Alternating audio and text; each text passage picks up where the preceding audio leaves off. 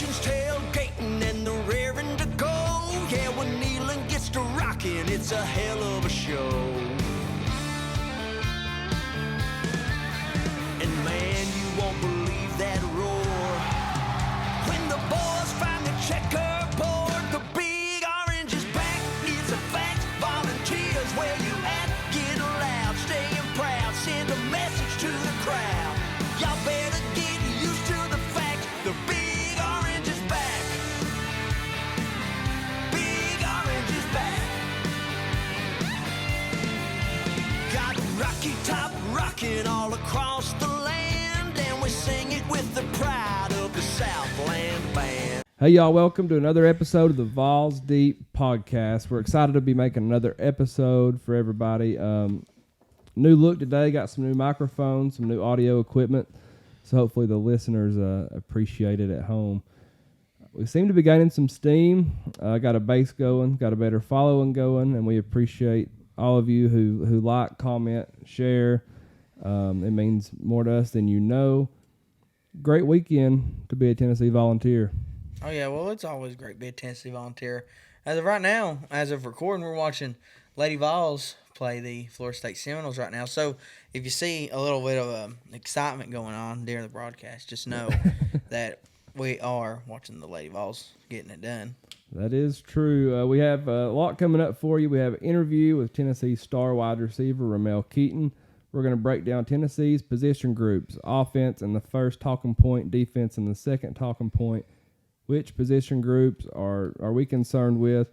Which ones are we comfortable with? Which group has more pressure on them? We have start, bench, cut. We have Florida, Alabama, Georgia, and, of course, the duel. We'll be right back. Hey, what's up, y'all? It's the Vol Daddy. I want to give a big shout-out to the Fairview Union.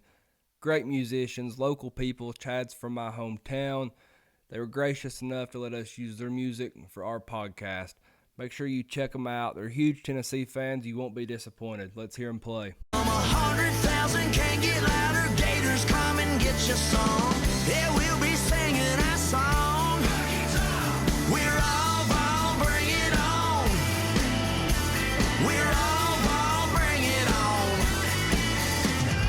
The Vol Navy's getting crazy on the Tennessee. We're tailgating, just waiting for that power tee. We're all Vol, bring it on down to Neyland Stadium. 100,000. Since July of 2021, our student athletes have capitalized on so many NIL opportunities that have been presented to them. Those opportunities exist because of the power of Vol Nation. When you combine the most passionate fan base in the country with the city of Knoxville and our great state, you create the nation's #1 NIL destination for student athletes.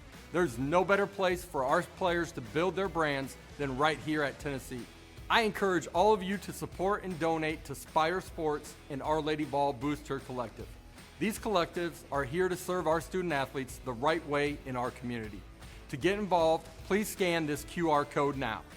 It's been an incredible fall for our program, and we are just scratching the surface of what we can accomplish. Let's all do our part to ensure that Tennessee continues to lead the way in name, image, and likeness. Go Big Orange. All right, and we're back. Next, we've got the recap. Great weekend for Tennessee baseball. Good weekend for Tennessee softball. Tennessee baseball, man, they've basically won the ACC. Tennessee as a whole's pretty much won the ACC. I mean, baseball beats Clemson. Softball beats Clemson. Softball might, beat Florida State here. We're hoping right now because Football. Yep. Beat Clemson. there's no better feeling than seeing the Seminoles lose. There's no better feeling in the world. Basketball, they beat North Carolina, so give us the ACC, baby. But, spectacular weekend at Doug Kingsmore Stadium in Clemson. They put a beat down on Charlotte not once but twice. The first game, they put up a nice 8-1 victory, and the second time they beat them 9-2. But nothing was quite as sweet for me as ruining Clemson's baseball season, just like we did their football season. Beating them 6-5 in 14 innings. Tennessee moves on to the Supers. One thing this team actually showed, they got hot at the right time. Yep. They did. That was one thing we talked about on the first podcast, can this team get hot at the right time?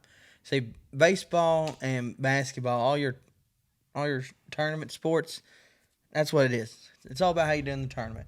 Regular season gets you ready for the tournament, and I think that's what we saw here today. They're doing hot right now. It's crazy to think, and I was telling someone this earlier, it's crazy to think that this year's team has a chance to go to the College World Series. Yep. But last year's team, it kind of makes you think about '98 a little bit. You know, everybody, you know, the Peyton's team was loaded. I mean, '98 was too, but you know, you lose a lot, and then you're not expected to, you know, to do as good. But then again, Tennessee was projected pretty high at the beginning, but throughout the season, they've not been projected to do very well. Sounds like just like the 23 football season. I know.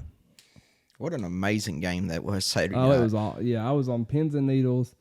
Man, I was in here like, I'm gonna get a lot done, and all I was doing was sitting over there, just on the couch, just on the edge, man. Oh yeah, I was wore out after the game. Yeah, it's stressful being a Tennessee fan. I have more confidence in them now, the way they've been playing. They've cleaned a lot of stuff up here in the past few weeks.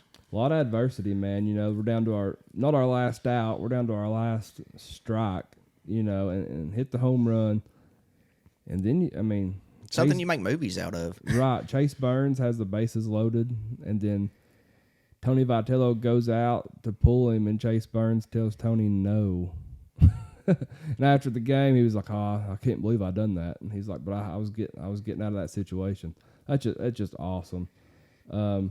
Tennessee, 2 wins away from Omaha. 2 wins. You just got to win 2 more games. I tell you what, we find out as of recording is a Monday night, so we find out tomorrow morning, 10 o'clock, if we're going to play Southern Miss in Knoxville or at Southern Miss. And Southern Miss is no pushover team either. They're a pretty good college baseball program. They've made some runs here in the past 10 years, and it always seems in college basketball and baseball, if you're good at football, well, you're probably not that good at basketball, baseball. Right. And if you're like Cal State Fullerton or Southern Miss, teams like that, they always make runs in college baseball. But it makes you feel great to be Tennessee because we're good at all 3 sports. Yeah, that's right. Actually, 4. Everything's cool. And it makes you wonder, you know, Ole Miss won it last year. Mississippi State's won it recently. Might have been the year before that. But is it Southern Miss's turn in the state of Mississippi? The Ole Miss. But but just a great job. We kind of talked about, you know, the pitching and like as far as coaching goes, but great job from Tony and Frank Anderson, the pitching coach. I mean, we only used 3 arms in a 14-inning battle with Clemson, and Clemson used 10 arms. So that just a phenomenal job from the staff. Great on the road, very hostile environment, fought through a ton of adversity. We don't know, like we said, if we're hosting yet, but we will be playing Southern Miss. A lot of things looking upward for Tennessee. You know, Auburn loses. That gives us a chance to host. So the path looks decent.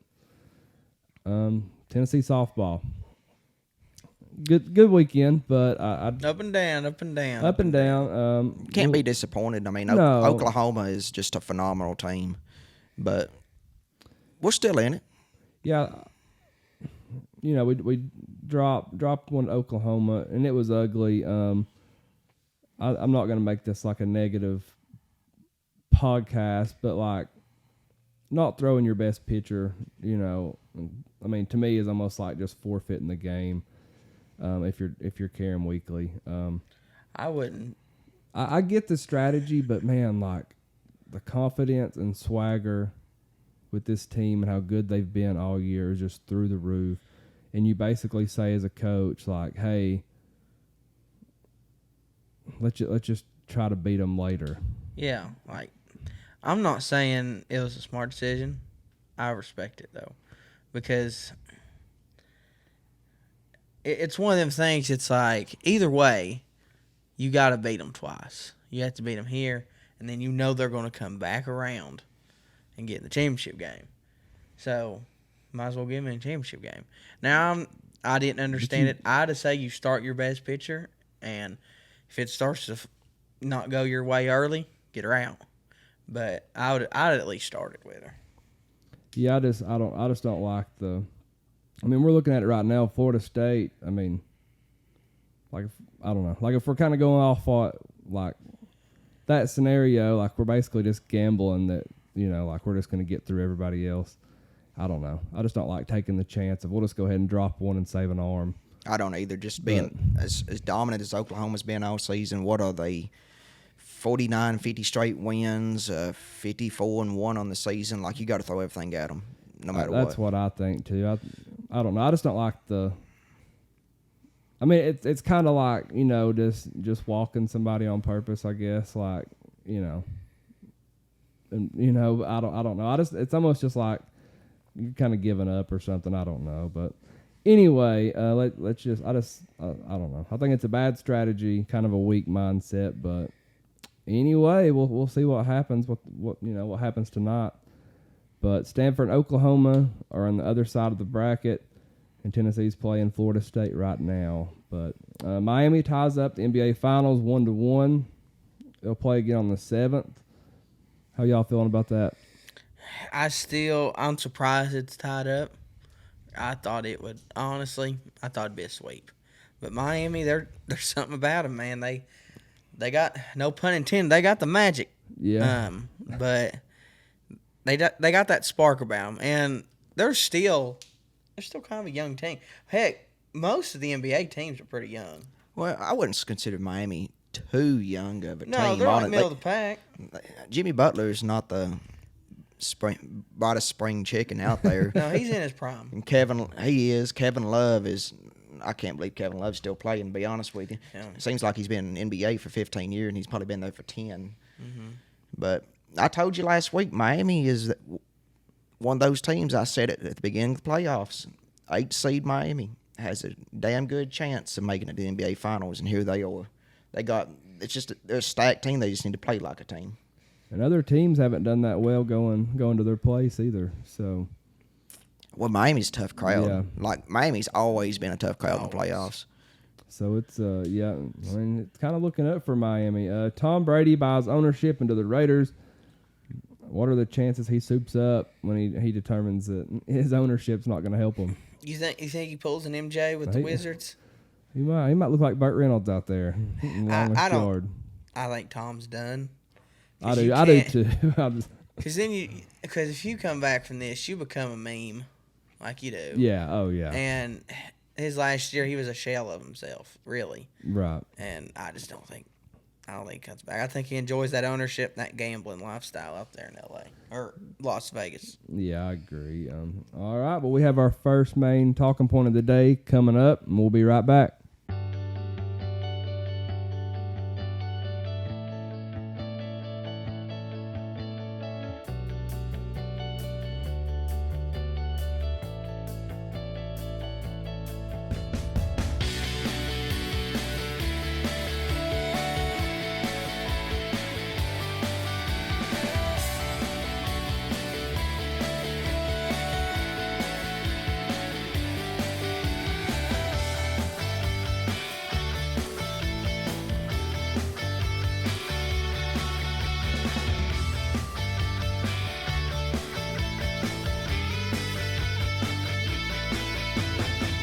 All right, and we're back. We've got our first talking point of the day presented by Big Orange Concrete Pumping.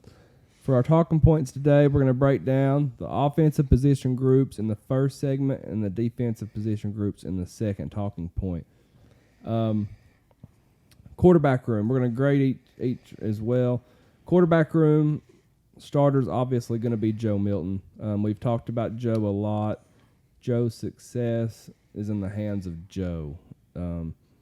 Nico, I hope we don't have to see him all year, honestly, except for the cupcake games. And the reason I say that is because if we don't see him, that means Joe is doing his job. Gaston Moore, again, I hope we don't see this dude, but he did look really, really good in the spring. It's good to know that there's a third that can, that can get You can't just go into a season with 2 quarterbacks. Right. You can't because, things happen. And then if that thing does happen, you've got to be prepared. Yeah, so and I know it's just the spring game, but like it's just nice to know he's there. And then coming in fourth on the depth chart is going to be Navy Schuler. Not being a dick, great kid, love his dad, but more than likely he's not going to see the field except like the homecoming game or something. So what class is he in? Redshirt junior. Okay. My biggest fear personally, as far as this position group, is Joe like kind of getting by, and then us going down to Gainesville. Then Joe fails, and we've got to introduce Nico in that environment. That's what I said on the first podcast. I feel like we will know by Florida who our quarterback is. And I have confidence in Joe, full confidence in Joe. It's nice to have 3 deep on quarterbacks, though. Ashton Moore, he does look good. Yeah, he looks solid. All right, grades. I'm gonna go with A with the quarterback room. I'll go with A plus. I'm gonna go with A plus. I like it. I'm super excited about Nico. If we do have to see him, I think he's gonna be just fine. I'm gonna go with an A too, okay. Just because the quarterback depth is there. If right. something was to happen, we got somebody right behind in the position ready to go.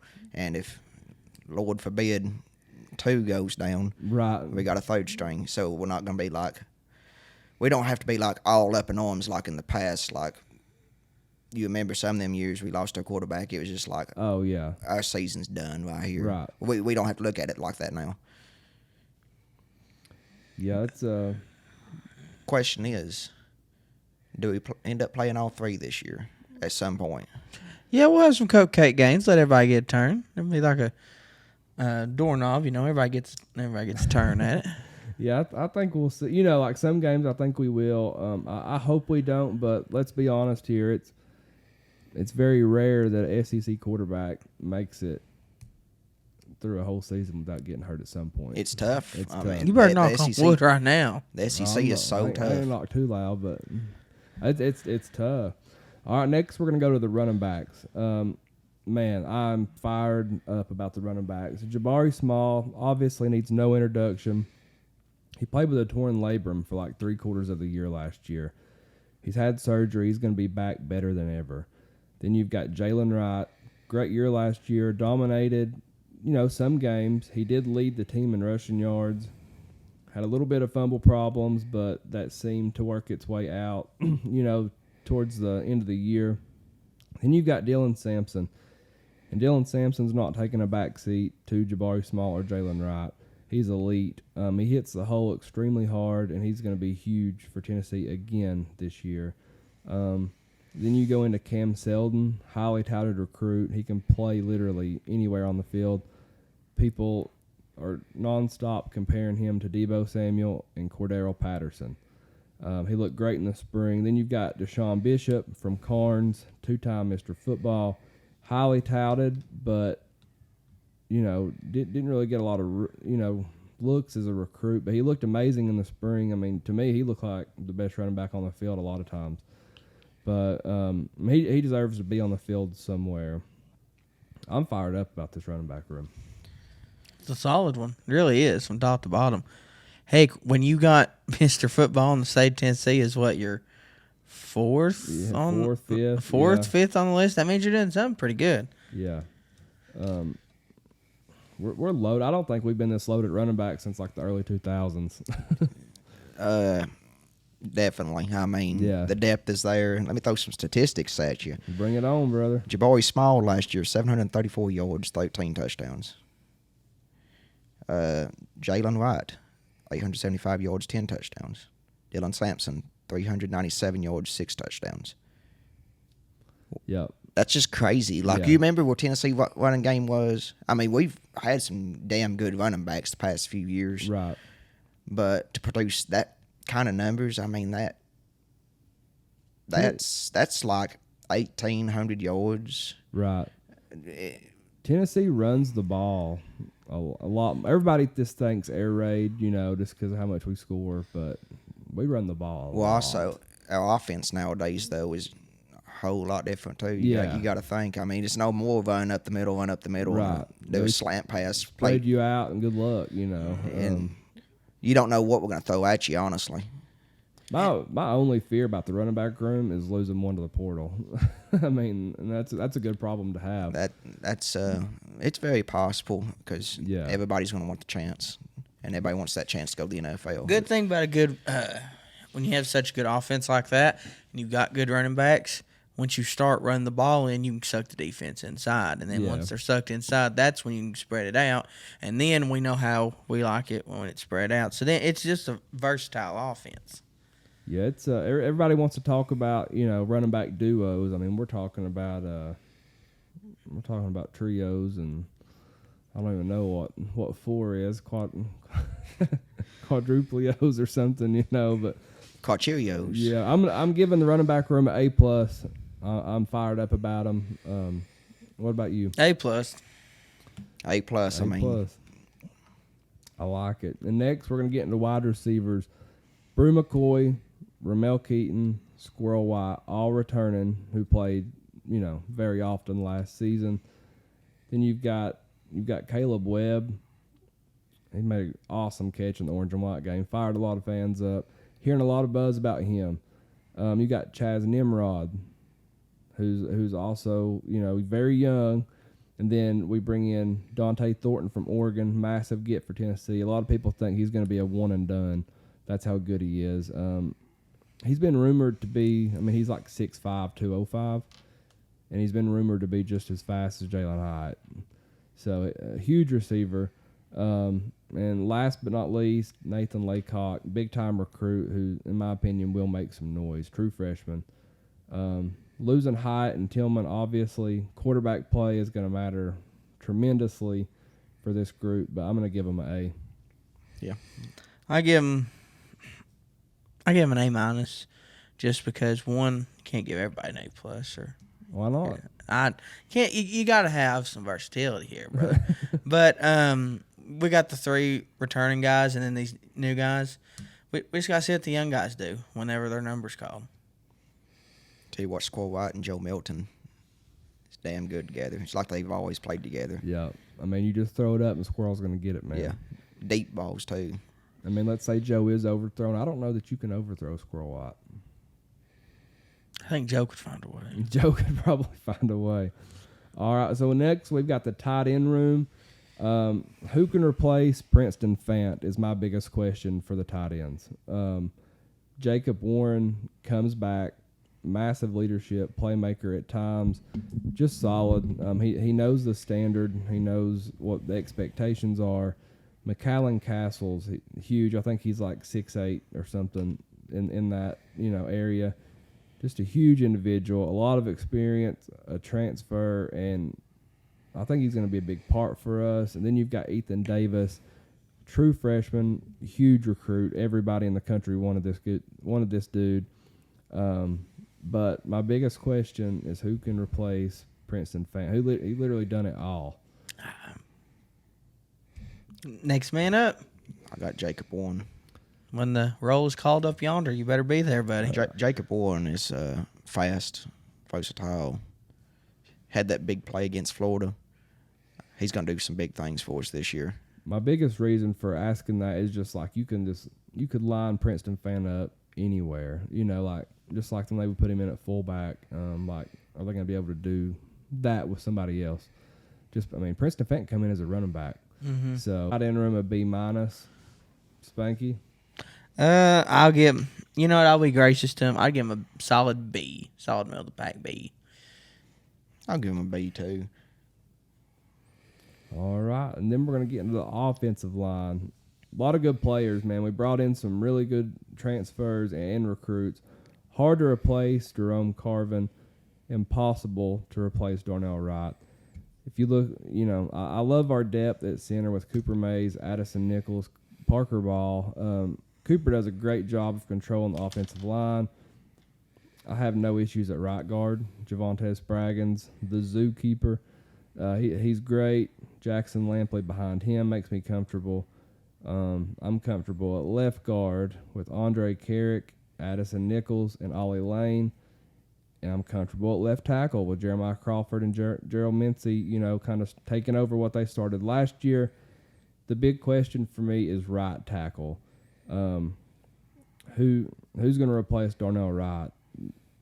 And not that Will Anderson's gone, but who's going to be able to, he just dismantled Will Anderson, and so who's on the right tackle? Who's going to be able to just handle the defensive best players? And that's a big question for me. Big John Campbell, Dane Davis, Larry Johnson III is who they've got listed at right tackle. I think they'll be fine, but overall, this is my biggest question mark, my biggest concern for the offense. Yeah, like you said, so many key pieces leaving that old line. And offensive line, it's one of them deals. It's you not only got to have 5 good hogs up front, but you got to have a couple in your arsenal. Right. Because people can say all they want. I do believe offensive line is the most injured players on field. And one, coming from an offensive lineman, it's where the playmakers are. Like, my honest opinion, people can get upset with me over this. Games are won and lost on the offensive line. Yep. That's where there's a reason they're called linemen, because they're men. They're down there getting nasty. It's the only position on the field where you are literally hitting somebody every single play. You got to think, how many plays are in a football game? Maybe on offense, you might have, 100, 150, something like that. You are hitting another man 150 times a day. You got to think of that. And comes injuries. Your body can't take that abuse all the time. That's why you got to have guys who can step up, not just play a certain position, but can play any position on that offensive line. Corbin? I think with just 3 returning starters, it's gonna be a learning process for them with being air raid offense and the hurry up offense, but we condition our boys to adapt to that. So I'm going to give them a C+, and I'm just going to give them that just to give them room for improvement and to impress me. And throughout the season, maybe they impress me enough and I can move them up to a B or A. Yeah, I mean, a lot of people, making a massive deal out of losing Darnell Wright and Carvin, and that's totally fair. I personally think the offensive line is going to be all right. I'm going to go with the B-. Kind of like you said, Corbin. They just got a lot to prove, and I think they're going to feed off that, though. I think it's going to drive them, in my opinion. What are you going to grade them, Big Spank Daddy? I'm going to give them a B- as well. B-. Today, presented by Big Orange Concrete Pumping. We've got our commercials, and we'll be right back. Whoop. Big Orange Concrete Pumping. They can accommodate any residential or commercial concrete project that you may have in mind. They have one of the biggest line pumps in the state. They take a lot of pride in their work, and they're waiting on your phone call today. Their number is 865-371-3367. Whether you're pumping noise and kneeling or pumping concrete, make sure you roll with the Big Orange. That's Big Orange Concrete Pumping, 865-371-3367. Hey y'all, it's the Vawls Daddy. We're doing a huge giveaway for the season opener in Nashville versus Virginia. A pair of tickets, 4 rows off the field. All you have to do is join up for the volunteer club. You should already be a member, but here's your chance to join and win some tickets at the same time. The higher membership you get, the more entries you're going to get to win the tickets. Refer a friend, I'll double your chances to win. We will do the giveaway live on our show. Remember, you have to use my link. Screenshot that QR code or get on my Facebook, my TikTok, my Instagram, whatever. Join today. Go Vols. Art Bench Cut presented by Maxed Out Gym. How this works is I'll give 5 questions, and then we've got to pick who we would start, which will be our first answer, and then softball games got me distracted. And then we're going to bench our second answer and cut the third or last. So question number 1, which Tennessee player drafted in the 2023 draft class will have the best NFL career? Hendon Hooker, Darnell Wright, or Jalen Hyatt? I'm going to go with Wright to start. Because like you said, NFL offensive lineman, most time if you're really good, you got your long career. Like Right. you don't see a lot of guys. You don't see a whole lot of offensive linemen moving around. I think he'll have a solid NFL. I hope all these guys have great NFL careers. But just the game we're playing here. Next, I'm gonna go with Jalen Hyatt because I feel like he has a chance to start and make a difference early, very early. And last but not least is Hendon Hooker. Like I said, I think he could have a good NFL career, just not right now because Detroit, they have their quarterback right now, Jared Goff, and Hooker's just got to wait his turn, buy his time. Corbin? Let's see here. Okay. I'm going to start Jalen Hyatt. I've heard some good things. Oh, wow, okay. I've already heard some good things. Read some good things on him, and Daniel Jones been practicing every day, like hardcore. Apparently the Giants are really, really behind him.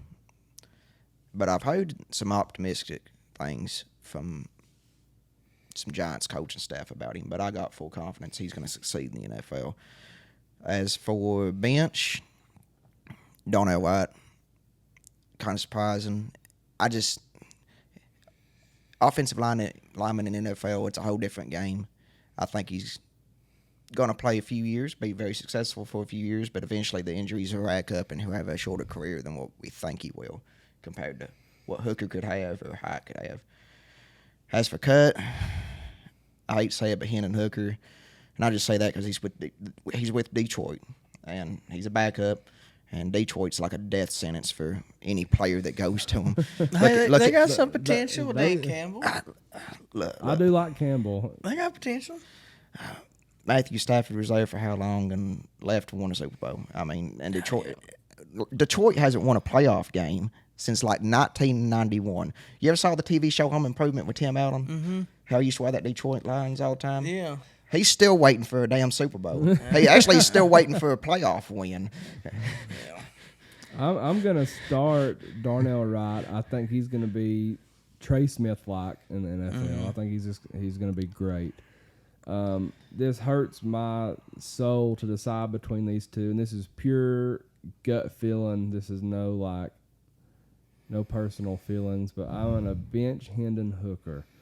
I just got a gut feeling that Hendo Cinco is gonna just be so relevant in the NFL. I don't know why. It's a gut feeling. I think Jalen Hyatt is going to be very good as well, and it hurts my soul to cut Jalen, but that's my gut feeling. I'll tell you what, if he can get out of Detroit, I'm just saying, if he can get out of Detroit, he'll be okay. The worst thing about it is when you're a very good college quarterback and you go to one of these shitty-ass NFL teams like the Jaguars, the Lions, them teams are just set up for failure. Right. And whenever you fail with them teams, then everybody looks at you for the rest of your NFL career as just, well, he's not our guy. He's the third string, and your career is pretty much dead. How many careers have been killed going to Jacksonville and all these places? Oh, I mean, you're right. I mean, a lot of everything is opportunity. So you're right. I mean, about that. I sat there and I just kind of thought that's just pure gut feeling for me. All right, question number 2. Which Tennessee defensive football transfer will impact the team the most this upcoming season? Keenan Peely, Omar Norman Lott, or Gabriel Judy Lawley? You know what? Tonight, I'm going to give it to my main man Corbin here. I'll let him go first. I'll share the love. All right. I'm going to start Gabriel. Okay. I'm going to bench Omar. No, I'm going to bench Keenan. And then I'm going to cut Omar. Okay. And I'd say their full names, but... Oh, you're good. That's a lot to say right there. That's some good transfer names right there. Mm-hmm. Spanky? I'm going to go with start Gabriel.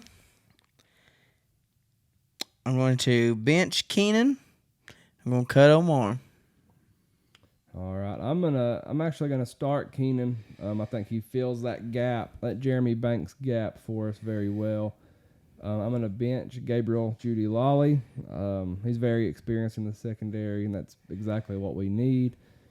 And I'm gonna cut Omar Norman Law. I do believe he's gonna be just fine, but that's my order, and it kind of goes in the order of our needs.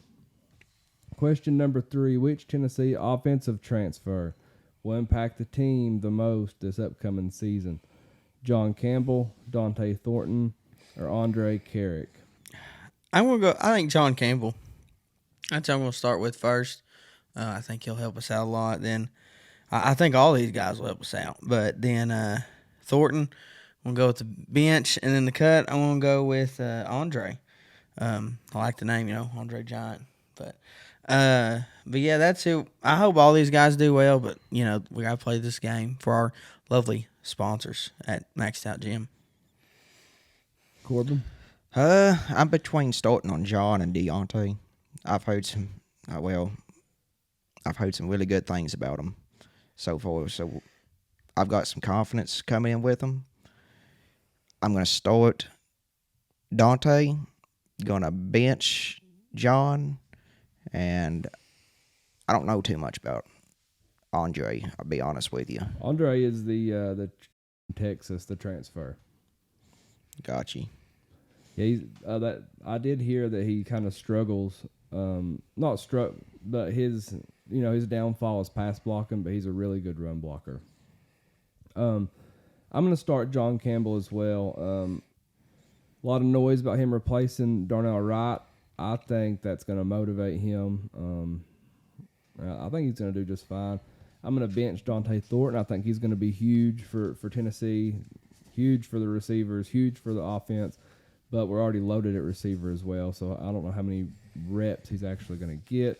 And Andre Carrick, I'm gonna cut him. I do believe that we see him starting at left guard though. Which position, is your biggest concern for Tennessee this season? Defensive backs, quarterbacks, offensive line. I'm most concerned with the defensive backs. That runs me number one for me. Then another concern, offensive line, like we've talked about earlier, just the depth-wise there. Then lastly, quarterbacks. I think we got an idea on quarterback play right now. So that'd be really mine. Defense is always going to be a wonder. Don't matter if it's defensive backs, D-line, linebackers, all that. Start the offensive line just because, like I said earlier, I gave him a C+ earlier, I think is what I gave him. And 3 returning starters, got a lot to improve on. I think we'll be okay. I think they're going to be well conditioned. It's just the offensive line is like one of the key things for Tennessee football.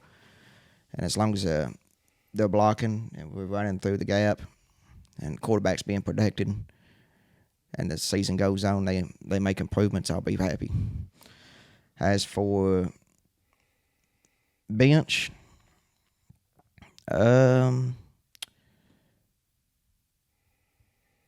defensive backs. But I will say we do have one in Jordan Matthews. Yeah. And I was going to save this for down there, but Jordan Matthews, I was reading an article about him the other day, and he's supposed to be like the number one guy for us. Oh, he's very popular right now. I read he had like 4 blocked PATs also. Like that really? Yeah, that just blew my mind. I was like, what the heck? And apparently he's like a soccer athlete too. Okay. So that blew my mind as well. So cutting the quarterbacks and yeah, cutting quarter. I got confidence in the whole quarterback system. I do too. I ain't got no problem with the quarterback system at all. I've got the same order. Just offensive line's got a lot to prove. Defensive backs, you kind of know what you're getting there because the only one that we lost was Trayvon Flowers. So we're bringing everyone back, plus all the transfers we brought in, plus all the recruits we brought in.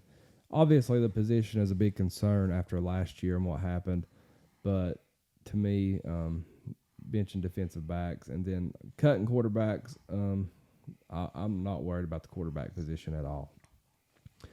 All right, who is the best professional wrestler of all time?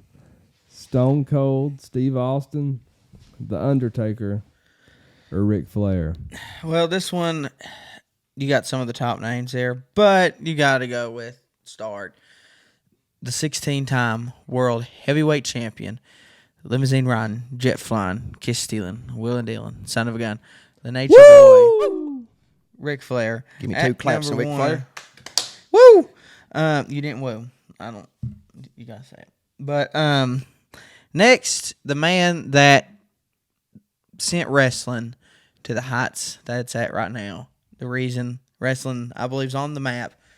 Wrestling got on the map. Hulk Hogan died for a few years, but he's the one resurrected it. Stone Cold Steve Austin, and then last but not least, The Undertaker, locker room leader, wrestled in the WWE for 30 years. He there's not much else to say about The Undertaker that ain't been said. He's done it all in this business. I ain't got Shawn Michaels on this list. I ain't got Goldberg either. He would Goldberg, oh my God. He would destroy anyone. Yeah, until someone actually had a professional wrestling match with him and not just a 5-minute match. That's all he needs. Yeah, well. Terrible. That's all he needs. The spear, the jackhammer, go punch some windows out. Yeah. Undefeated. Until Kevin, until he got down tasered. Yeah. I guess I'll have to. We ain't got no Shawn Michaels. That's just so disappointing. I guess. You know, Shawn Michaels and Triple H, they never saw eye to eye. Yeah, because he got the lazy. That's a good one. That's never a good one. Eye to eye. If I was ever like face to face with Shawn Michaels, I'd be like, "Who's he looking at?" Here's me being banned from one the time shows. I heard him and Triple H had a basketball game. They had to pick their teams, and Triple H picked a guy, came over there. Shawn Michaels said, "I pick you," and 4 guys came over there too. That's pretty good. I guess I'll start. You have to start. I'm going to start Stone Cold. I mean, Attitude Era. You don't see many. You go out in public, you see Stone Cold shirts all the time. You don't ever see Ric Flair shirts. Because they're wooing. Ready? Anytime you hear the woo, you think of Ric Flair. Ric Flair That's because I'm drunk in the stands, so I'm like, I'm going to yell back at that guy. Ric Flair transcended sports. Every athlete nowadays, they replicate Ric Flair with the style, with the trash talk, with the women. Not many people can wrestle all night long and party all night long and, heck, make love all night long. Like Nature Boy Ric Flair. Yeah, but he only had like 11 years in WWE, so... It doesn't matter. It doesn't matter. Because, look, the WWE, yes, I get it's the cream of the crop, but back then it wasn't. You had Jim Crockett promotions where they were wrestling every single night, sometimes twice a night. He is the 16-time world champion for a reason. And people can say all they want. Well, he had the same match over Is and he over really and a 16-time world champion? He's probably a 21-time world champion, but that's what they... Woo! He is the man. To be the man, you got to beat the man. Well, Stone Cold's getting my start. Mm-hmm. I'm going to bench Ric Flair. Then we got cut and Taker. And got to cut Mean Mark Callis. Got to cut Undertaker. I mean, he was there for 30 years and he done everything, but he was never the guy the whole time. He was always the SmackDown guy is what I'd put him, what I grew up with. He was never the guy on Monday Night Raw. He was the guy you feared, though. He the Undertaker, in Tennessee terms, is Al Wilson. Everybody. He never scared me. Kane is who scared me. Everybody feared that man. Kane was scary as a kid. I'm gonna start Ric Flair as well. The woos, the promos, just the outfits, the women.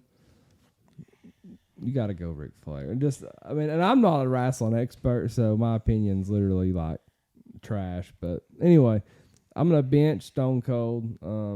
He was just the face of the WWE forever. Transgended? Yeah. Is that how you transcended the business? Transgended. That's a different topic, buddy. Hell. Okay. Let's see. Yeah, just like the Vince McMahon stuff, that was always hilarious with me. That's the type of stuff that I used to like. Undertaker, awesome. Not taking nothing away from him. I just never was like a huge fan of him. I don't know why. I just wasn't. So, all right, that was our start bench cut segment presented by Maxed Out Gym. We'll hit a commercial and we'll be right back. Maxed Out Gym is hands down the best gym in East Tennessee. Located in Oak Ridge, locally owned and operated by Ryan Carson. Listen, this gym is not your normal big chain gym. 24/7 access, child care, nutrition plans, private training rooms, and their personal trainers are truly first class. We're not talking about John Doe across the street who spent a few hours taking an online course and then printed his certificate. They offer the best classes in the area and even host big-time powerlifting competitions. For my power lifters, you have to experience the back room. There's no words to describe it, you just have to experience it.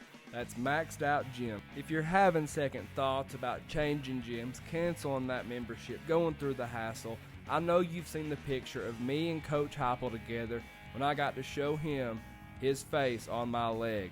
Have you seen the thunder thighs on the Vol Daddy? You don't get thighs like that by not going to Maxed Out Gym. It's time to throw away the Gold membership, throw away the Planet Fitness membership, throw away the National Fitness membership, and it's time to join Maxed Out Gym. Check them out on Facebook right now. And we're back. We've got our second talking point of the day presented by Trident Hydro Clean. In the first segment, we broke down the offensive depth chart. In this segment, we're going to break down the defense and special teams. Defensive line is where we're going to start. Solid across the board. It sucks that we lost Dejon Terry, but the problem with the defensive line here is the rotation. Coach Gardner likes to rotate 10 to 12 guys consistently, and I mean he has to because of our offense. When you score in 45 seconds, you've got to be able to play a lot of people on the defensive line. So that makes it really tough for me. It's not that we're not super talented. It's not that we don't have really good players. It's just, how deep are we really? Omari Thomas, Bryson Eason, Omar Norman Lott to transfer. Elijah Simmons, man, it's time for Elijah Simmons to step up. I like the dude, but it's time. You've got Amari McNeil. He looks good. Keep an eye on the true freshman, Davion Hobbs. Everybody's fired up about Davion Hobbs. At defensive ends, we're looking at Tyler Barron. Pretty solid career so far with Tennessee. Do need more consistency out of him. Dominic Bailey, Tyree West had great springs. Roman Harrison, he's primed at the Leo spot, been there forever. Then you've got James Pierce. You've got Joshua Josephs. Both had great freshman seasons. And you got true freshman Caleb Herring, another top, touted recruit, number one player out of the state of Tennessee. He's going to make a big bang. And for me, it's just all about depth. So, how deep does Coach Gardner have to go? I hope we're very well conditioned. You hit the nail on the head. Yeah. Offense scores in 45 seconds. They got to be ready to go. Right. But I think we're ranked 11th in the nation right now for defensive line this coming season. So we definitely got the players there. Right. A little young, but, I mean, the players are there. I do think that they will bring it in the big-time games when we need them the most. I think they're going to step up and perform. I think, too, like, if our secondary is better and we're not having to, like, the defensive line the last two have had a lot of pressure on them because basically, like, if we're not getting pressure on the quarterback, they're going to be completing passes. Mm-hmm. Yeah. So that's obviously a big talking point as well. Yeah, like you said last year, you got to go back with when other teams got going and we got wore out real quick. Yeah, it was like they just moving down the field. Right. We got to be able to stop them. They got to be able to stop some guys because I get our offense scores quick, and it's a blessing and a curse. It's a two-sided mirror. But defense, you got to stop some guys. You do. And defensive line, you can't let the quarterback have more than 2 to 3 seconds. You got to get him. You got to get him. I'm gonna give the defensive line a B- overall. That's just because. Oh yeah. That's just because of depth. Not talent. Just how how much talent do we have when we're at the 10th or 12th guy. And I'll give them a B- too, just because I forgot to give them a B or an A or whatever. You're fine. I'm gonna give him a C+. First day of the night. Like we gotta get until you can prove that we can get off the field. D-line, you're the first guys up there. We gotta make tackles. I'll actually switch. I'll go with you. Just like offense, like I said with the offensive line, got to be able to prove what we got first. No, it's an out right there. All right, so the defensive line is average, according to Spanky and Corbin, and I've got them at a B-. Linebackers, Aaron Beasley may be the biggest or best transition I've ever seen in my lifetime for a Tennessee linebacker. This guy has he's brought it, man. He's worked, he's developed. I mean, he's got the potential, in my opinion, to be the best linebacker in the SEC. Herring, he had a great freshman year, and this dude has put on some serious size. I look for Herring to be rocking some heads come September. And then you've got Arion Carter. He's been taking snaps with the first team since like day one. True freshman, amazing talent. I like Caleb Perry a lot at linebacker. I like true freshman Jeremiah Thielander. He's very underrated. Jalen Smith. You've got the veteran Garland. We are absolutely loaded at linebacker. But we're very young. And for us being very young at linebacker, I'm going to go with a B. B. Okay. Aaron Beasley, really good playmaker. He's going to be a beast this year. Really good in pass coverage too. But what about Keenan Peely, the transfer from BYU? Yeah, he's gonna have to step in and and replace the Jeremy Banks and the Juwan Mitchell. I don't watch much BYU football, so I don't know. Sorry to all the BYU fans out there. I doubt any of them are listening to us. No. But he was good at BYU. He was very good. We kind of mentioned him in our start bench cut, but I think he was like a 2 or 3 time captain, leading tackler. I mean, he's very, very good. Do BYU fans have computers anyway? I'm not sure if Mormons are allowed to. I don't know. To have that. Are they like the Amish or something? I'm not sure. I'm not looked too much into them. So what kind of grade you giving them, Corbin? I'm going to give them a B+, just from what you said. You named it all off, and I got a lot of confidence in them this year. We'll just see what they got. Spanky? Replacing guys like Banks and the other linebackers we lost, it's going to be tough to replace all that. I'm going to go with a B-. Okay. B-. Then at defensive back, like I said earlier, we return literally everyone at defensive back besides safety Trayvon Flowers.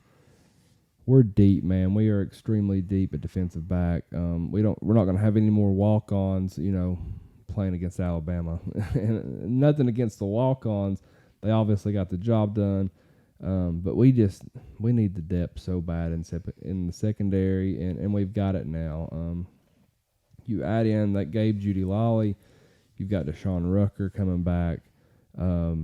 Warren Burrell, he got hurt against Pitt last year and was probably honestly our best cornerback last year, and he got hurt just immediately. Kamal Haddon, beside South Carolina, looked really, really good. Brandon Turnage, Christian Harrison, and then you got the freshman Christian Conyer, Ricky Gibson, and then Jordan Matthews. We're just absolutely loaded at defensive back. Then like at the star positions and stuff, you've got Tamarian McDonald, Wesley Walker, Andre Turrentine. At safety, you've got Danico Slaughter, he's back. Jordan Thomas, He's back. Cam Miller is a big-time player. John Slaughter, true freshman. And then you've got the leader, the tank, Jalen McCullough. He's coming back. Christian Charles, Jordan Matthews. You've got Jack White Lightning and Latrell. So defensive backs, man, we are absolutely loaded at that position. We are loaded at the position. What's going to be, though, is we're going to have to defend against Alabama, Florida, Georgia, and these are going to be some tough quarterbacks to defend against. Well, I wouldn't throw Florida in there, but even though Florida's still Florida. When they play us, it's going to be like a whole new season for them, just because it's Tennessee versus Florida. But it's definitely going to step up with a lot of big games this year, and got some good competition to play against. Spanky, like I said, DBs, they worried me the most. And like was talked about with everybody else here, yeah, there was a bunch of walk-ons last year, and we get them all back this year. I want them to do good. I really do. We just got to prove it. I'm gonna go with a B- for them. I'm going with a C for the defensive backs. Just like we're deep, but at the same time we're super. Let me ask this about the defensive backs. We've got a ton of veterans, a ton of freshmen. All right. And the freshmen are good. It's not. We pretty much handpicked them. It's not like that we just, got leftovers or something. If you get bad results, either way, do you say fuck it and do you just go young, and just let them play, or do you stick with the veterans? I always have. This is my philosophy. If you have a young player who's at the same level as an older player, you start and you play that young player night and day, because it helps you in the long run. It really does. I agree with Spanky. Whoever's playing the best, you got to play. Whether you're young, a veteran, it doesn't matter. You're going to have results at that very time. Yeah, I agree with that as well. I don't think it's going to get to that point. I just wanted to. It was just kind of a random question to ask. But next, we've got special teams. Position groups at Tennessee media, really not talking about that much. But you lose your punter, Paxton Brooks. Didn't really see him much, because in this offense, it's a sin to punt. But Paxton was solid when he was on the field. So you're replacing Paxton Brooks with Jackson Ross. Jackson Ross comes from Australia. So if I was guessing, he's going to be very, very good kicking a football. Got that soccer inning. That soccer, yeah. And then hopefully we don't see him any ever. And then you've got Chase McGrath, obviously, getting replaced. Great career here at Tennessee. We brought in Charles Campbell, a transfer from Indiana. He's actually originally from Jackson, Tennessee. He was also he was a Mr. Football finalist in the state of Tennessee. That's impressive for a kicker. 76% field goal rate at Indiana. He was 100% on PATs, and he's 5 of 7 beyond 50 yards. So I think we'll be okay there. Replacing Chase McGrath, long snapping. You've got Matthew Solansky. He's been here for a while now, so we're fine. Punt returner D. Williams. He's been highlighted by multiple outlets for being the best returner in the country this coming season. Then you've got Squirrel White returning, kicks as well. We all know what Squirrel can do. I'm confident in Coach Eckler and his special teams. I think we're going to be all right. I think we will too. We got Charles Campbell from Indiana. I already know who he is because I remember watching him play a few games last year. Oh, okay. And he can kick beyond 50 yards. Okay. I will say that. He, I want to say he holds either a Big Ten record or come close to a Big Ten. I know he's got the Outback record, Outback Bowl record. He set it last year for like the longest Outback Bowl kick in history or something like 54 yards or something. I will say D. Williams, punt returner. Yeah, he's electric, man. He is got 15 punt returns last year for an average of 18 yards. The Vanderbilt was good too, where he acted like he was hurt, and then is that when he celebrated? Yeah, when he done that little dance. Shimmy. He's very quick and can find the hole on the field. I'm going to give special teams an A. An A. Just because I know that Indiana kicker, and like you said, he's perfect on PATs, and he's played in some high hostile environments up there. So I got some pretty good confidence in him. I want to give them A minus. Had a transfer punter lead the program this offseason, Kobe Morgan from Oneida. Got to play a little bit the past couple years, but he's actually committed to Marshall. But no, I think Coach Eckler, he'll have his guys rocking and rolling, have their mindset. See, that's the one thing about special teams. It's majority of it's mindset with the punters and kickers and everything. Like, yeah, you gotta be able to kick it, but then you gotta have your head on straight. And I think Coach Eckler will have his guys' head on straight. Yeah, I'm gonna go with a B+ for special teams. Super important. I mean, General Nealon's maxim: here where the breaks are made. So I mean, it's a lot of people will kind of overlook it, but man, I mean, how many games are won and lost there? But that's our second talking point, and we thank Trident Hydro Clean very much for sponsoring that segment, and we'll be right back. We've got the duel coming up next. Trident Hydro Clean, your exterior home cleaning professionals, house, roof, driveway, concrete, gutters, and much more. Trident Hydro Clean, 865-363-8815. They've been in business for 5 years, and they have a 5-star Google rating and a 5-star Facebook rating. Call Jacob today. Give your house, driveway, and or patio the care it deserves. 100% satisfaction guarantee. See the difference between a professional and amateur cleaning. That's 865-363-8815.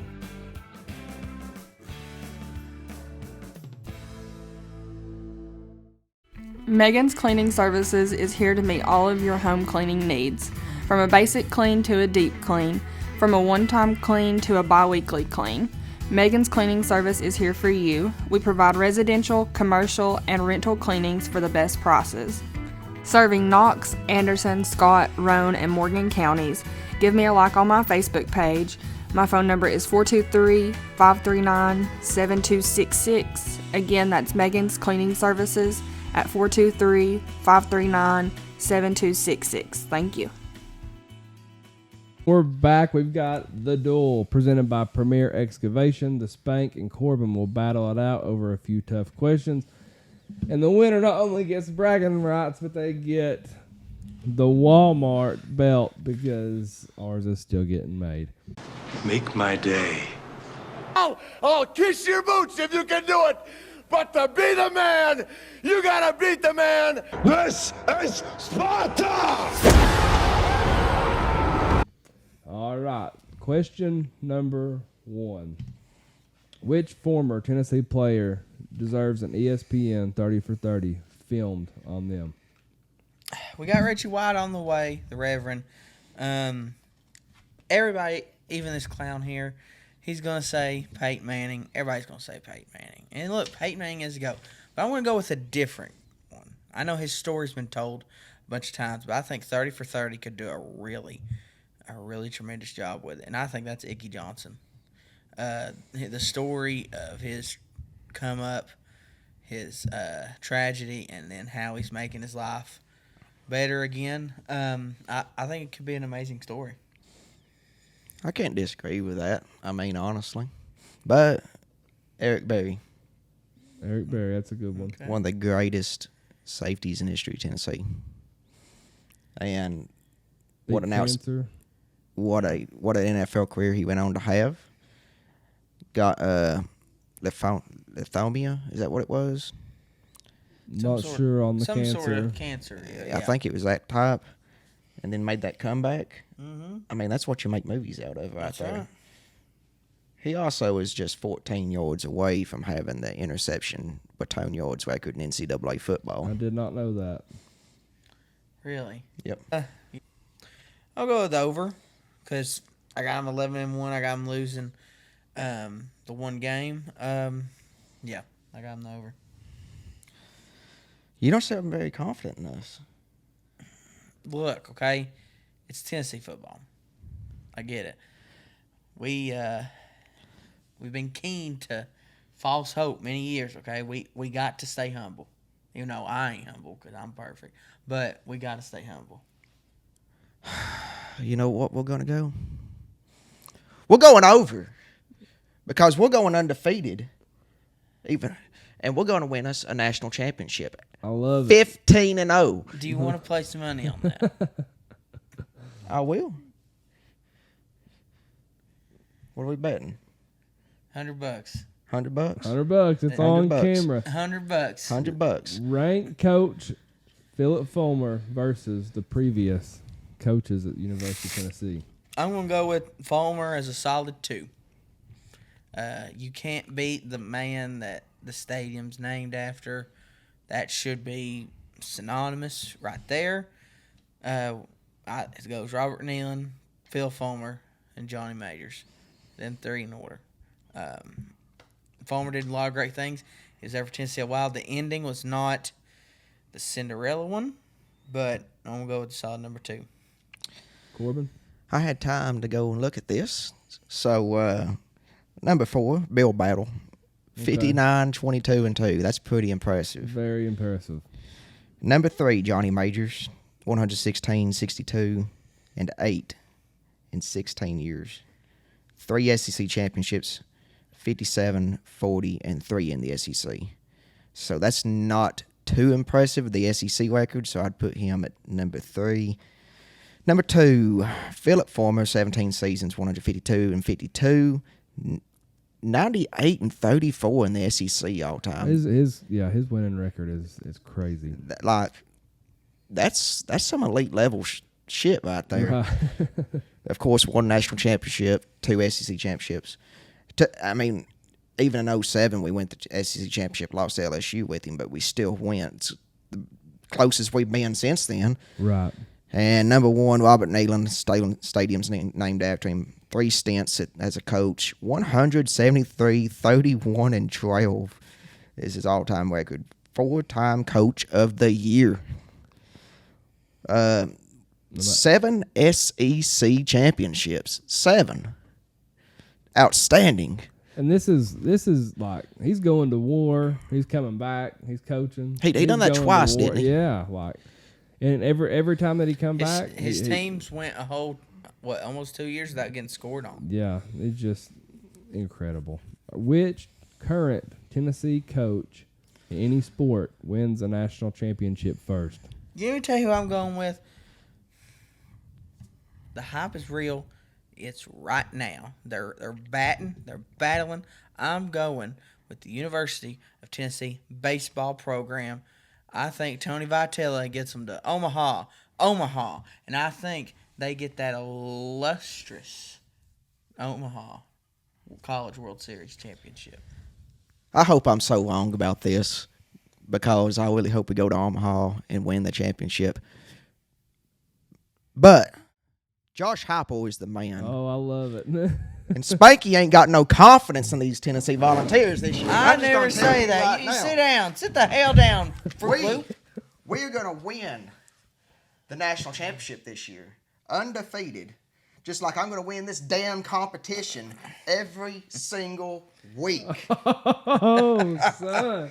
I love it. Look here, son. I can last more rounds in a bedroom one night than you can in a buffet, son. So just sit on down.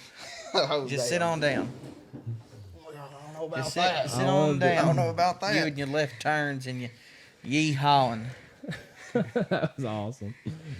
Which Tennessee football home and home matchup would you like to see? I'm going with the team that has the most tradition, has one of the best naming and branding powers in this sport, dating all the way back from the 20s or the 10s. I'm going to go with Notre Dame. Notre Dame. The tradition is there. The brand is there. Their fans feel like they are the best in the world. And you know what? Trash. Look, I'll give Notre Dame some credit. Trash. They know how to get their fans. Because, look, if you are Irish, you are automatically a Notre Dame fan. Just because. But that's what I would like to see. I'd like to see Notre Dame, Tennessee. And, they had the game back in the 80s with Coach Majors getting the upset at Notre Dame. So I think we need to rekindle that. Notre Dame ain't going to schedule nobody like us. They're going to keep scheduling Vice University, UTEP University, all them bum schools, and they're going to end up losing to one of them bum schools. And I don't want no part of Notre Dame because I don't like Notre Dame. I don't have no use for Notre Dame at all in football, basketball, baseball, soccer, swimming. It don't matter. I will tell you, though, I want to face Michigan in a home-and-home series just because they built their stadium. Well, they added to their stadium to make it bigger than ours. And that pisses me off. That grinds his gears. And they do. And they think, we got these like a big old fan base that's going to, like, we're number one and, like, wowdiness and poldiness. Like, no, you're not. You're nothing next to Tennessee's level. And I'd like for them to come down here and see what we can do. And then we go up there and we show them how we do it. When we whoop that damn ass. Yeah, the big house don't have anything on Neyland, and if Danny White has it his way, Neyland's going to be much bigger than the big house. Out of pure passion alone, I'm going with Corbin, the reigning champion. I'd like to protest. I'd like to protest. I like passion, and you. Well, look, I'd like to protest. Champion. What are you protesting? I think he's using performance-enhancing items. Either I believe he's using performance-enhancing drinks. Whatever he's taking, he needs to give you some. I believe he is, and I'm still undefeated because I feel like you were using it last week. I'm undefeated. You got to start bringing the heat, Spank. Well, I'm sorry. I'm trying to do things the right and honest way because I am a man of my word. I am the man of the people. I'm the man of the hour. Too sweet to be sour. All right, that was the duel presented by Premier Excavation. Corbin is the reigning champion. We'll be right back. Thank you, Premier. Do you have dreams about what your property could be? Whether it's driveways, ponds, septic, new home construction, or even forestry mulching, let us earn your business and make your property dreams come true. Call Premier Excavation at 865-766-9408. You can also find us on Facebook or Instagram. Thank you for supporting small businesses that support you. Again, that's Premier Excavation at 865-766-9408. ZNN Concrete are the professionals you need to call for all of your concrete finishing needs. Driveways, sidewalks, curbs, garage pads, footers, and much more. They can do it all. No job is too big. No job is too small. Give ZNN Concrete a call today. 865-360-6176, residential or commercial. That's ZNN Concrete, 865-360-6176. And we're back. Now we've got the Jersey Countdown / Keys to the Game presented by D&M Fence Company. We're officially under 100 days until it's Tennessee football time. We're currently on number 87, but we're going to count back to the numbers that we've missed. Number 91, I've got Doug Atkins, one of the best defensive linemen in history. 2-time All-SEC, All-American, 8-time NFL Pro Bowler, College and NFL Hall of Fame, SEC Player of the Quarter Century, NFL 100th Anniversary Team. You can't go with anybody else but Doug Atkins. Corbin? Same thing, Doug Atkins. Round robin this thing. I got Doug Atkins too. Yeah, you can't beat what Doug did. I mean, man, imagine trying to throw over a 6'8", especially back then. Yeah. Hey, who's that one player we got that's got like a 7-foot wingspan? I think you're talking about the dude that we just picked up that reclassified to come in this class. The Nigerian Giant. Yeah, that's what I'm going to call him. I like it. Number 90, I've got Will Overstreet. Played from 1998 to 2001. two-time team captain, 146 tackles, 22 tackles for loss, 19 sacks, and 49 QB hurries, which is still a program record today. Number 90, who you got, Corbin? Same person. Also two-time All-SEC first team. I got Dominic Bailey. Okay. That's who I got. I know I try to be different every once in a while, but I thought I'd go with Dominic today. Yeah, Dominic Bailey, he had a good spring. All right, number 89. I've got Coach Gary Chris. Obviously, he was a coach at my high school for a very long time, done a lot of things for a lot of people.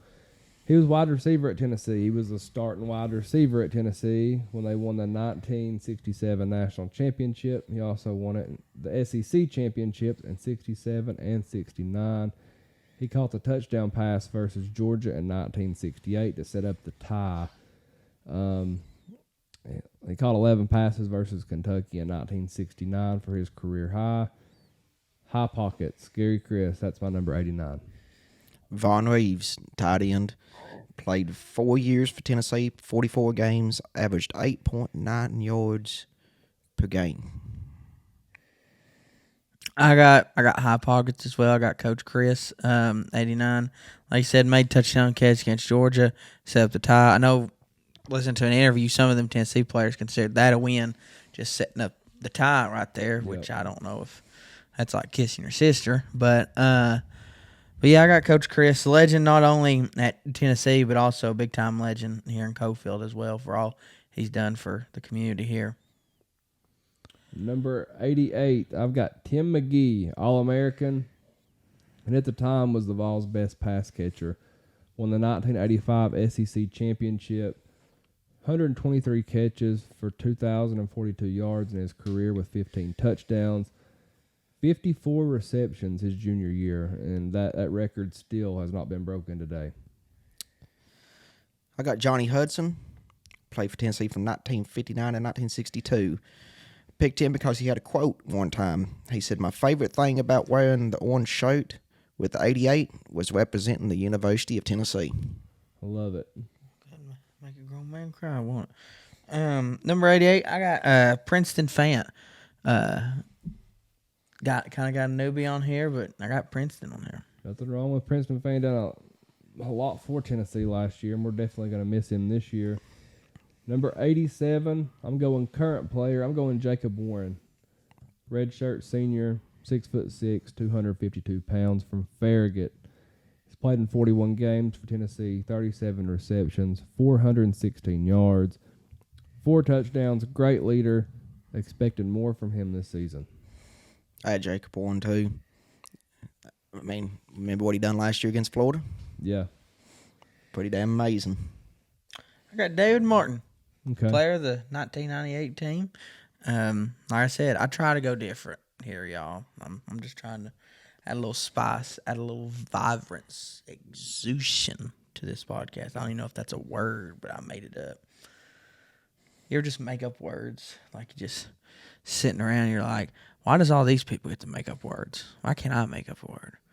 So Never done that. Never done it. Never done it. All right, that was our Jersey Countdown presented by D&M Fence Company. Coming up next, we've got a full interview with Tennessee star wide receiver Ramel Keyton. Ladies and gentlemen, it's your man here, the Spank. Like myself, D&M Fencing are the best in the business today. They can install wood, chain link, vinyl, picket, composed metal, barbed wire, heck, bring them bamboo sticks, and they can install them things for you too. D&M Fencing, do it right the first time. Their numbers are 865-435-4515 or 865-387-1026. Give my friend Ted a call today. That's D&M Fencing.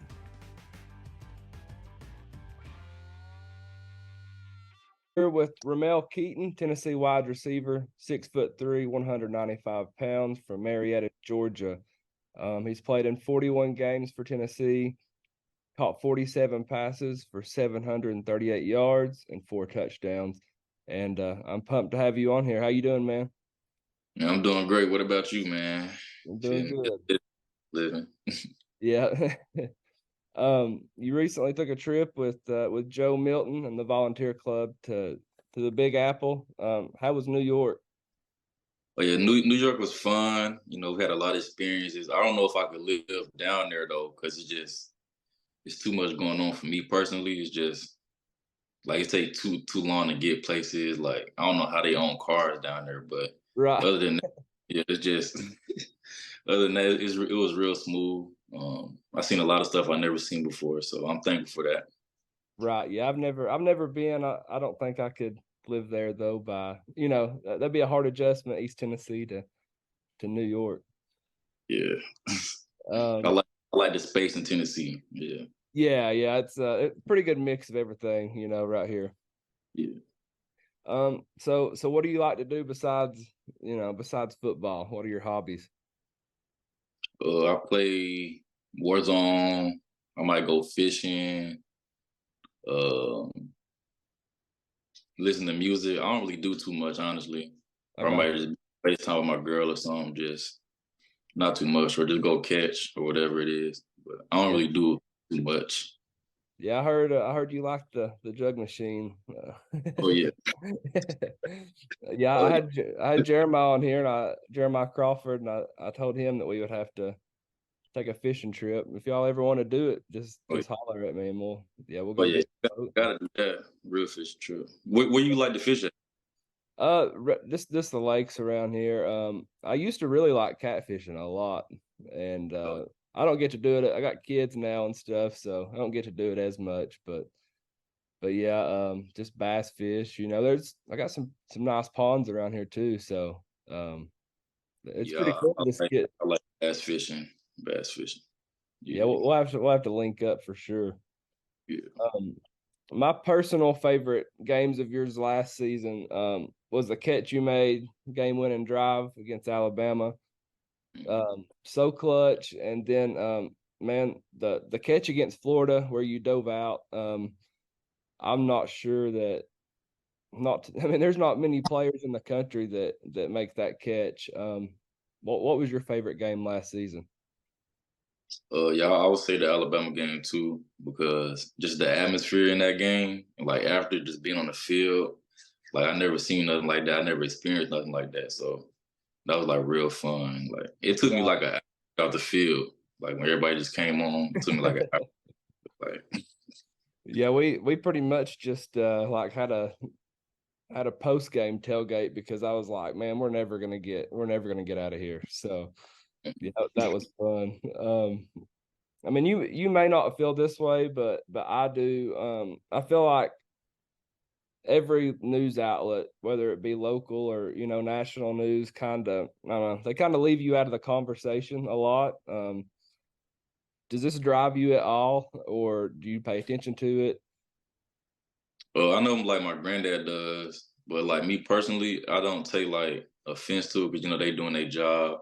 I feel like when they leave like Tennessee out, like when they say like the top 3 teams might be like Georgia, Bama, like Ohio State or something, they're not talking about Tennessee. I feel like that would drive me more to get better, because like, we're trying to be the best, win a championship at that. So I got you. Yeah, that, I'm not really sure why. I just I mean, you stepped up big last year, and when Tillman went down, and I love Cedric Tillman, but when Tillman went down, everybody was kind of panicking, and I mean, offense didn't miss, and so I'm just fired up for you, and I don't know, it just bothers me.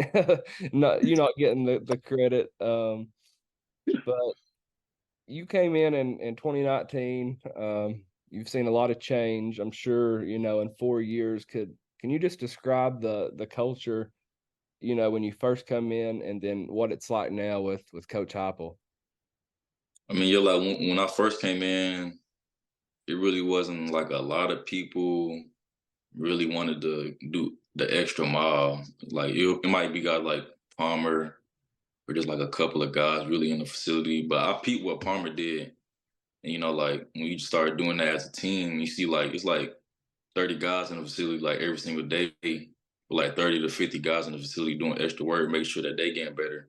And I feel like that's a part of the culture change. So when everybody gets better individually, like when we come together as a group, we like better as one. So I feel like that's good for us. And I feel like we more connected now. Like back then it was kind of everybody kind of individuals, but now it's like everybody want to reach one goal. You know, we're trying to reach that goal now. So and nobody's really has a big ego about it either. So I feel like that's real good about it. Right, and that is, it's very even like Joe last year. I mean, the way he presented himself, the way he talked, he did, just don't act like a backup quarterback. Yeah. It's just like you said, and everybody has the same mindset. You can tell everybody's just bought in, and what I've had the opportunity to meet Coach Pope. Obviously, getting coached by him is probably a little bit different, but he seems like the perfect mix. Like he can relate to like the younger generation, but at the same time, he's old enough to, be a coach at the same time. So what's Coach Pope like? It's like a father type of vibe. Like he'll have fun with you, but when it's time to work, he's gonna make sure you put the work in. He's gonna get serious about it. And I feel like that's a good balance with us because we can joke, but when it's time to get serious, we get serious, and everything is detailed, everything is intentional. We're trying to get better. So I feel like that's a good part of him. He can relate to a lot of stuff too because he went to the league and everything, so he understands like the game of football. He understands like what it's like to play receiver. So I really appreciate that. So yeah, he seems pretty straightforward, and what you see is what you get, kind of with him. And all the recruits too, they seem to, the wide receiver recruits, they seem to really bond with him too. Yeah. I've got a few people that I kind of know on the inside, and I know how hard you've been working, man. Behind the scenes, and I'm fired up to see that number 80 in the end zone. What can Tennessee fans expect out of Ramel Keyton this year? This year I want to be consistent. That's the main thing in critical situations. Making the plays, because like last year, if you look at the film, like some plays, like in a critical situation, like I maybe didn't probably get open, or it wasn't clean. It wasn't a clean look for the quarterback, and like Hendon had to like run and make a play. We can't like afford to like do that again. So I got to be consistent, like, and make sure like that side is good for Joe. He's comfortable throwing that way, and just being like a leader to the new people and bring everybody together. So just a consistent leader. Yeah, I love it, man. Yeah, you can tell you're just 100% team player. So that's awesome. And I think I think that Tillman and Hyatt, they went in the draft, and I think that's where you're going to be too next year. But I appreciate you coming on. Man, that's what we're trying to do. Yeah, trying to get that. I love the whole mindset, of the players that I have got to talk to. And I mean, it's steady. Everybody has the same goal, and that's awesome. But, yeah, I appreciate you coming on, man. For sure. But like, we got to set up that fishing. Like, and that was our review with Tennessee star wide receiver Ramel Keyton. What's your initial thought, Corbin? Thought it was awesome. It's awesome that we can get him on the show. Yeah. All these football players on the show. Like, who would have ever thought like we could just sit here and get interviews from all these all-star athletes that Tennessee produces? Right. We got some more big ones coming too. So. We do, and we'll be revealing them in the next few weeks. We got. I think my favorite response is whenever I kind of talked about him not getting the credit he deserves. He just immediately turns it over to the team, and that's just an awesome response. I'm talking about him personally and him not getting credit for everything that he done, for stepping up for Tillman. I mean, the offense didn't miss a beat, and then he just turns it right around to, well, I get mad when the team don't get mentioned and Ohio State and Alabama and Georgia are getting talked about. Yeah, that was pretty damn good. Good old shot at ESPN, which that's how I feel about it, honestly. Yeah. And also he talked about having to step up last year when Hooker would have to scramble and everything. Right. Saying we can't let that happen this year. It's awesome that he's kind of critiquing his play, and you can tell he's kind of talked with the coaches, and obviously studying film, and I don't know, they're not content, and I love it. You know, that's just they're not satisfied and they're hungry. And I know, like, he wants more. Yeah, and so. Everybody can, you know, just be like, well, that's what it's supposed to be like, and that's fine. I mean, they're not saying it, they're doing it. They're actually buying in, and that's awesome. And we're gonna get a fishing trip set up with Ramel, and I think that'd be a lot of fun. That'd be awesome. That would be awesome.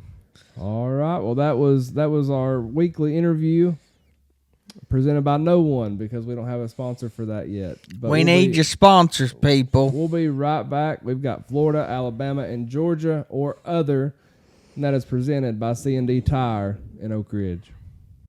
Are you looking for a place to tailgate this season? Look no further than the Volunteer Club. Free food, free drinks, free games, and an open bar. Yes, I said open bar. Also, you're going to get things like watch parties, shirts, decals, koozies, exclusive video content, special events, meet and greets, etc. You absolutely cannot beat the Volunteer Club. For as little as $5, you can join today. Click on my QR code, screenshot my QR code, or message me for a direct link and come tailgate with the best of the best. Go Vols. Next, we have Florida, Alabama, Georgia, or other, presented by C&D Tire in Oak Ridge. I'll pick 5 crazy stories, and then Spanky and Corbin will guess the state based on the title and explain why they think it's that state. The first one, man charged with throwing a hot dog at a police officer. What kind of hot dog was it? No details on the... No Hebrew National? Like, if it was a... not a brat. If it was one of them cheap ones, I can understand. Did it have mayonnaise on it? Not sure on the mayonnaise, but if I was going to put money, I would say no on the mayonnaise. Have I told you about the time I threw a piece of cheese on a girl at a party? I got kicked out. I told her kind didn't belong. I threw a worm on a girl in high school, and she slapped me like 80 times, and I had to pin her in the door. The girl was being very mean, so I just threw a piece of cheese on her. All right, where you got, Spanky? I got, that seems like an Alabama thing to do. It seems like they got a hot dog shortage. Corbin? We're going to go with Florida on this one. Corbin is the man at this game. I'm telling you what. Petersburg, Florida. A man was arrested on a felony charge. Florida. A felony charge after authorities said he threw a hot dog at an officer. Arrest documents say that Jason Stoll, 47 years old, was being warned of violating a city ordinance by an officer. Officer said he ignored the warning and continued to sell hot dogs in the road after his street closure permit had already been ended. Stoll was asked to put the hot dogs down, but continued to attempt to sell it before becoming upset and intentionally throwing the hot dog at the officer. He was charged with battery on a law enforcement officer and resisting arrest. Hell yeah. That was a pretty expensive hot dog. That was a very expensive hot dog. Okay, number 2. Man steals truck, goes to the Space Force base, and warns of battles between aliens and dragons. I think this one might be self-explanatory because I don't know of any space stations in Georgia or Alabama. And this seems like something a Florida man would do. So I'm going to go with Florida. Florida. Corbin? Let's go with Georgia. Go with Georgia. They may have a secret space station buried under the ground there somewhere. A Florida man is accused of driving a stolen vehicle to a Space Force base in Brevard County, Florida, in what he called a mission from the President of the United States. Corey Johnson, 29-year-old, stole a truck from Riviera Beach and drove it to Patrick Space Force Base near the Kennedy Space Center, When Johnson tried to get on base, he claimed the president told him that he needed to take the vehicle and warn government officials that there were U.S. aliens fighting Chinese dragons.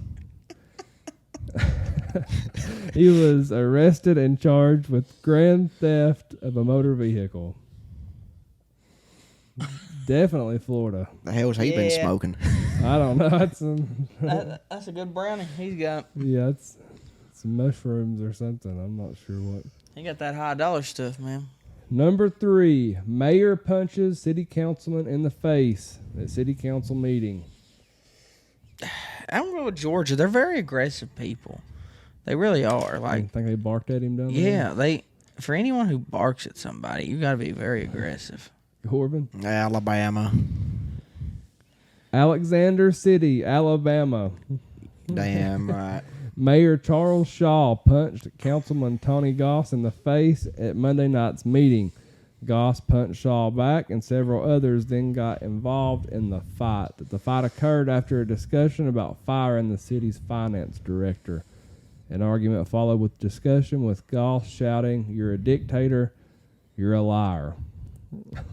Well, I'll say this. I've been to a lot of Talladega NASCAR races, so it just makes all that sense because I've saw a lot of stupid fights there. It makes me want. I mean, that he's got some serious passion for the city finance director. heck, I know of a fight one time happened on the football field because a kid from the visiting team was going to punch a referee, and then the kid from the home team decides to beat up on the kid who was going to beat up on the referee. and it led to this big old brawl. People fight just to fight, I guess. Sounds like me and my brother. Number 4, woman strips at Family Dollar and then attempts to fight police. She sounds like Okay, fun. now this one could be hard because we do know the ratio of Family Dollars in the South. Like, there is at least 7 in a 100-mile radius of this location right here. That's Dollar General, not Family Dollar. That's Did Dollar he General. not say that? He said Family Dollar. It's Family Dollar. Pay attention to detail, Corbin. That's what I'm talking about. Well, That's why he's so good at this game. he probably heck fire like Family Dollar. That they're going out of business. Like Family Dollar uptown, they're turning that into a Family Dollar / Dollar Tree. Like they're losing money. They got to joint together. Florida, Alabama, Georgia, or other. I'm gonna go with Alabama. I ain't said Alabama all day. Georgia. Going with Georgia. Nelsonville, Ohio. What? I said other. It's Florida, Alabama, Georgia, or other. We went over this last time, Spanky. We've never had another. It was just we had other last time. We had another last time. I've slept since then. All right. It was just a normal Tuesday night in the tiny Ohio town of Nelsonville. That is right up until things got weird at the Family Dollar on East Canal Street just after 8:30 p.m. Local law enforcement responded to reports of a woman stripping naked in the discount store. She was being combative with the police. It turns out there was yet another suspect on the loose, a second Family Dollar nudist. The officers found out about the second woman involved and located her and arrested her as well. The first suspect was charged and booked in Ohio Regional Jail. The second suspect was charged. However, they were unable to book her because the jail was full. Ain't no room in the inn. We're going to start hanging out at Family Dollar. You got women running around naked. Corbin's pinging Nelsonville, Ohio on his phone right now. Corbin likes Nelsonville, don't he? All right, the 5th one. Man hits woman in large crowd because he was scared for his life. Georgia. I do know this. When it gets dark down in the state of Alabama, that's when you got to be worried about getting assaulted, especially with firearms. But I'm going to go with Alabama. Well, this actually happened in Knoxville, Tennessee. Alabama receiver Jermaine Burton assaulted a Vawls fan for visibly no reason. The reason Jermaine Burton was supposedly Oh, that was last year. That's last year. That was last year, wasn't it? I don't know. I was on the field when that happened. Yeah, Nick Saban quoted, I don't know how many of you have been in a situation like that. I talked to him. He was scared. I was scared. Some of our other players were scared, Saban explained. Saban also said they would take care of it internally. And then Burton played the next week. That sounds like Alabama players for when you. you're scared, you just fight. Like, Just hit women. Yeah, there you go. Just hit the woman. Hit the 100-pound woman. All right, that was Georgia, Alabama, Florida, or other. Sorry. Spanky. Thank you, my great friend Zach at C&D Tire, for letting us do that fun segment. We'll be back to close out the show. Thank you, Zach. Thank you, babe. Hey y'all, it's the Vawls Daddy. The C&D Tire Pros are your go-to experts for nearly all of your vehicle needs. Located in the heart of Oak Ridge at 164 Fairbanks Road, they've got a 4.8 out of 5-star rating, and that's very hard to do in the tire business. Tire installation, wheel alignment, wheel balancing, tire rotation, tire repair, brake changes, oil changes. Hell, they'll even paint your back porch. I've known Zach since he was in diapers. We went to church together. We went to school together. We played football together. And he's been changing tires since he's been in diapers. Give them a call today, 865-483-7455. Like them on Facebook. That's C&D Tire, 865-483-7455. And we're back. We're going to close out today's show. Make sure you follow us. Literally everywhere that there's a social media platform besides like MySpace. At Vawls Deep Podcast on Facebook, Twitter, YouTube, Instagram. You can listen on iTunes, Spotify, Amazon, or anywhere that you get your podcast. Make sure you follow us too. My handle is at Vawls Daddy, and that's Vol. You got to say that with your chest. You got to put the W in there. That'll be AWLDADDY. Vol Daddy. It's the most excitement we've seen out of him all night. I know it. All right, Corbin, give him your handles, brother. You can follow me at 13 Rogers C on Twitter, Instagram, TikTok. You can find me on Tinder. There ain't no D in that, Rod. I mean, you'll give him. No, there ain't no D. You'll give him a little D, but there ain't no D in the name, right? That's right. No D in the name, but I will give you the D. Oh my God. Are you wanting to hand out the OnlyFans handle, or are you good right now? Oh, I'm still working on that. It's in the process. We're gonna go with Instagram. We're gonna go Coach_Spank. That's on Instagram, everybody. Facebook is Austin Swint. I wish Facebook would let me change that. But then on Twitter, it is Spanky Swint 66. Spanky Swint 66 on Twitter. And then you can also find me right there. I know. Take notes. You can also find